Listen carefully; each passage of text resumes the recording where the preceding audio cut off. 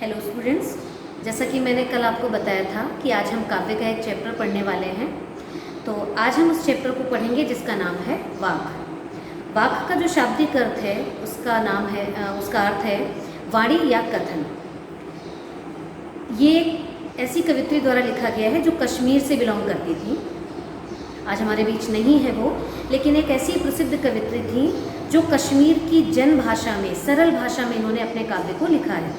और यही वजह है कि आज भी उनके काव्य को बहुत प्रसिद्धि मिली हुई है। जिस तरीके से हमारे यहाँ मीरा के पद, तुलसीदास जी के पद, कबीर के पद, है ना, सूरदास जी के पद, चौपाई, दोहा तुलसीदास जी के, ठीक उसी प्रकार से जो ललित द्वारा लिखा गया काव्य है उसे हम वाक कहते हैं। इसका अर्थ होता है वाणी या कथन।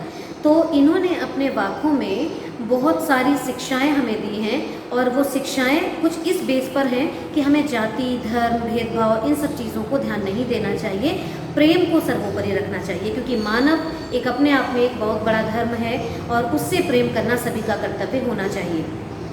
हमारा जीवन कुछ नहीं पता कितने दिन तक का मिला हुआ है, इसलिए सभी से समभाव करके, समान भाव रखते हुए सबसे प्रेम की भावना हमारे मन में होनी चाहिए। सबको समान भाव से हमें देखना चाहिए, किसी के साथ कोई भेदभाव नहीं करना चाहिए।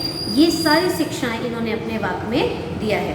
ये 4 वाक जो हैं आपके सिलेबस में दिए हुए हैं, और इन 4 वाकों से आपको भी एक शिक्षा मिलेगी कि हमें किसी के साथ भेदभाव नहीं करना चाहिए। तो आइए शुरू करते हैं हम अपना चैप्टर, जिसका पहला वाक है कि रस्सी कच्चे धागे की खींच रही मैं नाव, जाने कब सुन मेरी पुकार, करे देव भवसागर पर। जो ललद्यद हैं वो इस दुनिया से परेशान हैं, क्योंकि हमारा जो मानव जीवन है उसका कुछ नहीं पता चलता। हम अपनी समझ से काफ़ी अच्छे कर्म करते हैं, लेकिन उसके बाद भी हमें मोक्ष नहीं प्राप्त होता, हमें मुक्ति नहीं मिलती है। यानी कि जन्म मरण का जो बंधन है वो हमें मिलता ही रहता है बार बार। हम एक जन्म के बाद, जैसे कि हमारे साहित्य में बताया भी गया है कि हमारे मनुष्य को 84 लाख जीव योनियों में होकर गुजरना पड़ता है। तो 84 लाख योनियाँ जब हमारे इस पूरे संसार में हैं, तो पता नहीं कौन सा कर्म हम कैसा कर देते हैं, उसी के हिसाब से हमारा वैसा ही जन्म हो जाता है। तो यहाँ पर जो ललित जी हैं वो अपने जन्म मरण के बंधन से बहुत दुखी हैं, और उनको मुक्ति चाहिए। मुक्ति का जो भी प्रयास कर रही हैं, वो जो भी कर्म कर रही हैं, जो भी धर्म कर रही हैं, उनको ऐसा लगता है कि सारे के सारे व्यर्थ हो रहे हैं। उसी की चर्चा इन्होंने इस पहले वाले वाक्य में की है कि रस्सी कच्चे धागे की।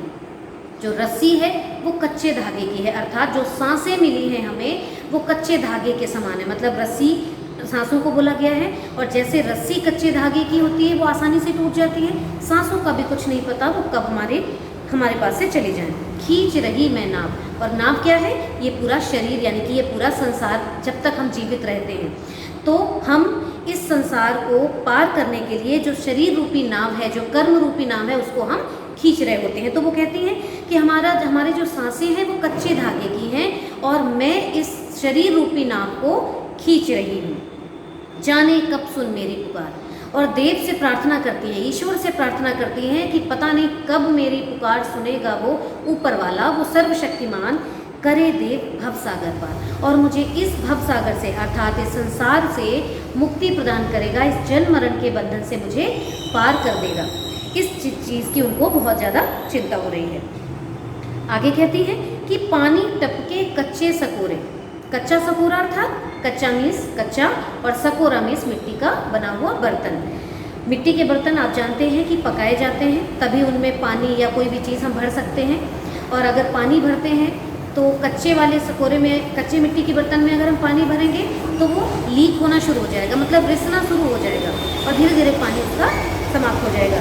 तो कहती है कि पानी टपके कच्चे सकोरे। हमारा जो जीवन है वो कच्चे सकोरे जैसा है, कि हम कितने भी अच्छे कर्म कर ले रहे हैं, लेकिन फिर भी हमारे कर्मों का कोई भी फायदा नहीं हो रहा है, व्यर्थ प्रयास हो रहे हैं मेरे। सारे के सारे प्रयास हमारे व्यर्थ हो रहे हैं, बेकार हो रहे हैं। हम अच्छे बुरे जैसे भी कर्म कर पा रहे हैं, अच्छे अच्छे कर्म अपनी समझ से सभी कोई करता है। कई बार ऐसा होता है हमें पता ही नहीं चलता कि हमने जो कर्म किया है वो अच्छा है या बुरा है, क्योंकि कई बार हम अपने लिए जो कर्म करते हैं उससे सामने वाले का कई बार अहित हो जाता है और हमें नहीं पता चलता, तो वो प्रयास हमारा बेकार हो जाता है, अर्थात वो कर्म जो है हमारे लिए ठीक नहीं हो जाता है। तो कहते हैं कि जो कर्म है हमारे वो स्थायी हो ही नहीं रहे हमारे पास, हमारे शरीर में स्थायी रुक ही नहीं रहे। मतलब वो जैसे पानी बह जाता है कच्चे सकोरे का, वैसे ही वो टपक रहे हैं। जी में उठती रह रहे हुक मीन्स होता है एक बहुत ही कष्टमय व्यथा, एक तरीके से जो मन में ही उठती है, जिसकी कसक होती है, जो हम किसी को बता नहीं पाते और मन ही मन हमको बड़ी परेशानी होती है। तो कहती हैं कि जी में उठती, जी माने हृदय, यानी मन में ये हुक उठती है, ये व्यथा होती है, ये दुख होता है, कष्ट है, कसक है मन में कि घर जाने की चाह गिरे, कि मुझे अपने घर जाने को कब मिलेगा।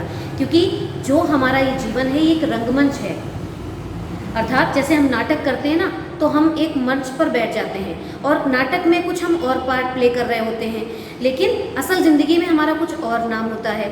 तो ठीक उसी प्रकार से हमारा जो जीवन है वहाँ पर भी हम एक रंगमंच के समान रंगमंच कर रहे होते हैं, एक पार्ट प्ले कर रहे हैं। जैसे ही हमारी सांसें खत्म होगी, हमारा पार्ट खत्म हो जाएगा, एक नया जीवन हमको फिर से मिल जाएगा। तो इस बात की उन्हें चिंता है कि उनका जो वास्तविक घर है वो तो परमात्मा का घर हुआ, जो मेन घर है, और वहीं वो रुक नहीं पा रही हैं, क्योंकि जन्म होता है, फिर मरण हो जाता है, फिर अगला जन्म मिला, फिर मरण हुआ। तो कहती है इस बात की हुक उठती है, मुझे कसक रहती है कि कब मुझे अपने वास्तविक घर जाने को मिलेगा। आइए दूसरा वाला वाक्य देख लेते हैं। इसमें इन्होंने कहा कि खा खा कर कुछ पाएगा नहीं। खाना मीन्स भोग विलास, यानी कि भोग वस्तु, वो सारी चीज़ें जो हम इच्छाओं की पूर्ति के लिए करते हैं। दिन रात हम इच्छाओं की ही तो पूर्तियाँ कर रहे हैं। कभी अपने किसी चीज़ की इच्छा पूर्ति करते हैं, तब तक दूसरी इच्छा पैदा हो जाती है, वो पूरी करते हैं, तब तक तीसरी इच्छा आ जाती है। हमारी इच्छाएं बहुत अनंत हैं, वो कभी पूरी ही नहीं हो सकती, और मरते दम तक हमारी इच्छाएं समाप्त नहीं होती, क्योंकि मोह का जो माया जाल का जो पर्दा है वो हमारे ऊपर ईश्वर ने डाल दिया होता है। तो इच्छाएँ आती ही रहती हैं, कोई ना कोई इच्छा हमारे पास बनी ही रहती है। तो कवित्री कहती हैं कि खा खा कर कुछ पाएगा नहीं, अर्थात जितना ज़्यादा हम इच्छाएं खाएंगे, यानी कि जितना ज़्यादा इच्छाएं पैदा करेंगे अपने मन में, तो कुछ हमें प्राप्त नहीं होगा, क्योंकि हम और किसी चीज़ के बारे में सोचेंगे नहीं। और किसी चीज़ यानी ईश्वर का नाम लेना, परमात्मा का धर्म करना, लोगों की मदद करना, इन सब के बारे में हम सोचेंगे नहीं, हम अपनी इच्छा पूरी करते रहेंगे। न खाकर बनेगा अहंकारी। और अगर हम बिल्कुल हम ये कहते हैं कि हम कोई काम करेंगे ही नहीं, कर्म ही नहीं करेंगे, किसी चीज़ की इच्छा ही नहीं रखेंगे, तो फिर हमारे अंदर अहंकार आ जाएगा। तो हमें क्या करना है, बराबर स्थिति में अपने आप को रखना है। सम खा तभी होगा समभावी। कवित्री कहती हैं कि सम माने बराबर, आपको बराबर खाना है, यानी कि हमें थोड़ा सा मोह भी कम रखना है, इच्छाएं भी कम रखनी है। और ऐसा नहीं है कि मनुष्य जीवन में आए हैं तो हम चुपचाप एक तरफ बैठ जाएं, कोई कर्म ही ना करें।